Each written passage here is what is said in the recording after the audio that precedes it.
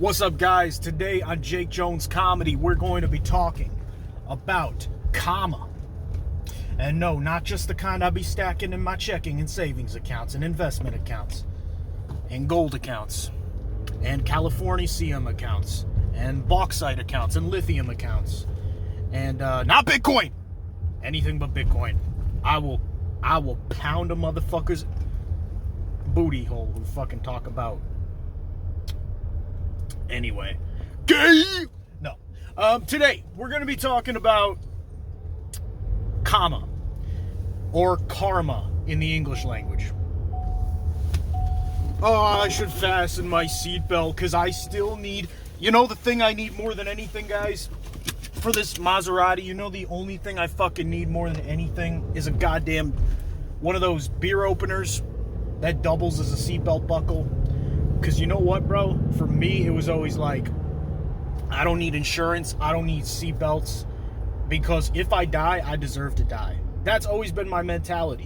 Now, if I'm going on a road trip, if I'm going on a long journey where, you know, I might swerve a lane or two. I'm not saying I do that, but I have in the past.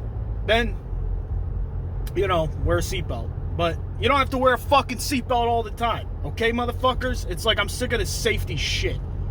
It's one of the perks of being rich. You gotta fucking... Everything's about safety. No, oh God, I gotta protect my funds, bro. I can't pay my workers, bro, because it's like then they'll like take advantage of me, bro, because of my wealth, bro. That's the paranoid rich man that Yeshua talks about. By the way, side note, Yeshua, being the Hebrew for Jesus, yes, you are. Any coincidence there? I don't think so. Anywho, I'm a little glazed today. I'm a little glad. I got a little bit of joy still in my cold black coal heart, and so, but ever since the reason for that, in my view, is I've given up on karma as a concept. So the whole do unto others as you would have done unto you shit, that used to confuse me for the longest fucking time, because I used to think it meant like it was giving something in order to get something, which is the law of sacrifice according to Hollowell's 11 laws.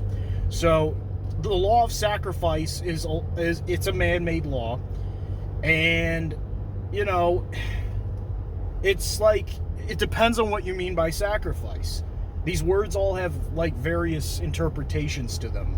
So anyway, but karma is a generally misunderstood concept. It's saying that whatever you do is going to be either given back to you as a whole or just multiplied the fuck back to you. So, you know, the worst case scenario probably being if you like go to your neighbor's house and shove a baseball bat up his ass or something like that. You know, you can expect 3 days later, all your neighbors come to your house and start shoving a long line of baseball bats up your ass until you explode, you know? And nobody wants that. So nobody does that. The whole do unto others shit. At least not that I know of. There might be one or two in my imagination, but anywho, yeah, so I gave up on that, and I realized that forgiveness beats karma every single time. Logically speaking, it just does. Say like fuck it, right? That's why I say fuck so much, because it's like another way of saying forgive. It's like this whole like, oh, it's a bad word. Why are people still like that? Like, dude, I say fuck all the time everywhere I go, and sometimes I don't. And people are almost more shocked when I don't, when I actually use like $5 words and shit like that. So, I don't know, bro. Like, it's not even worth fucking giving a shit about anyway. But I think the whole not giving a shit thing, because the thing you think about not having, or the thing you think about you don't want, what usually happens? If you're just fixated on it, if you're obsessed with it, what usually happens? That's usually, more often than not, what you attract.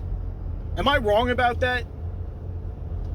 So, karma is kind of a temporary lotion to make the bitter man feel good about being in a sticky situation, about being stuck with his wheels in the mud and not being able to get help unless he gets his thumb out of his ass and onto the side of the road where hopefully you can expect a kind small town Joe to come along with his pickup and hook you and drive you and drag you the fuck out of that ravine or whatever. So, right state of mind. And right state of mind. I was looking through some of my old like AA papers today. When I used to go to AA for a very short time. And I was like, fuck this. There's like it's literally like the waiting room in Beetlejuice. Have you seen the movie Beetlejuice? Where it's like the waiting room of just freakazoid looking motherfuckers. And they've all got a sob story, and they show up every week to get their little coins, and they tell the same fucking sob story, and what it is, and while they drink pots full of coffee. And I'm like, look, man, I get it. Coffee is probably better than alcohol in terms of its effects, but you don't know that for a fact. It depends on the person. It really does. It depends on the person. Like, I'll have better days when I'm just having a few cocktails than when I'm just drinking coffee all day and fucking having panic attacks. It's like, and then some days it'll be the opposite. It just depends on what I'm doing. It depends on if anything needs to get done at all. So, I don't know, bro. It's just like, it's like replacing one vice for another, and that vice happens to be people. People can be vices too, man. I mean, you get caught up with the wrong punani or some shit like that. I've done that shit too, man. I've been a straight up hooker. So it's like, I had to ask for forgiveness. I didn't have a fucking choice. If you're a prostitute, you have to ask for forgiveness. That's like, it's not even an option at that point. You see what I'm saying? It's so, and like, I've been working on mentally just sort of like experimenting with revision, and which is really just another word for forgiveness, because you don't want to think about all that. You don't want to think about every crazy story that's ever happened in your life unless you can somehow mine it for humor, which is what I've always done with my traumas. And my traumas are not special. What is special is our ability to forgive. It's not even our successes that are special. It's neither pleasure nor pain. It's purpose. And that's probably the corniest ass thing I'm going to say today. So I'll just cut the mic right there. Have a great day, y'all. I'm assuming you're going to have some motherfucking good gold-filled satchel fall on your head today and knock you unconscious until you get back up and be like, oh shit, now I gotta file my taxes.